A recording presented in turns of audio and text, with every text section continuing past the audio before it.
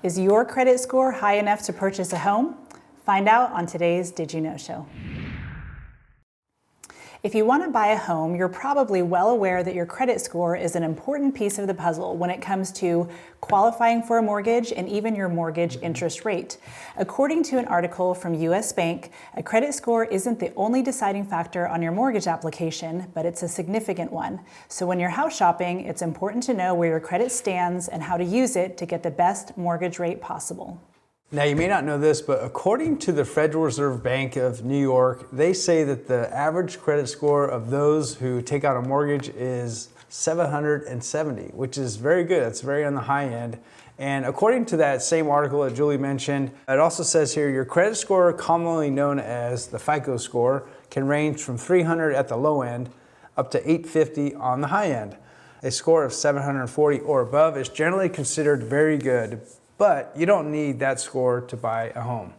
So if you have aspirations to buy a home, it's a good idea to familiarize yourself with your FICO score. One quick and easy way to do that is to visit freecreditreport.com.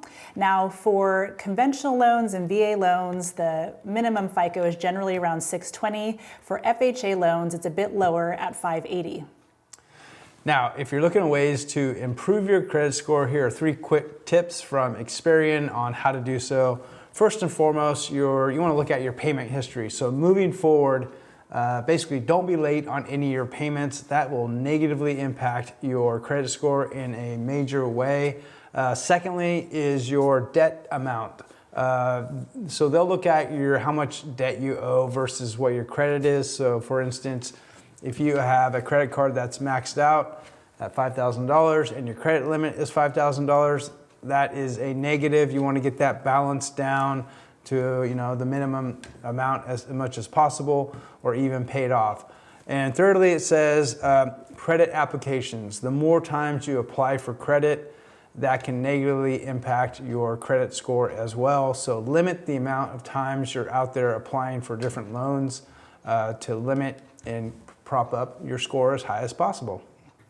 So hopefully you found that information helpful. If you have any other questions about home ownership or buying a home, please feel free to reach out. We do appreciate you tuning in.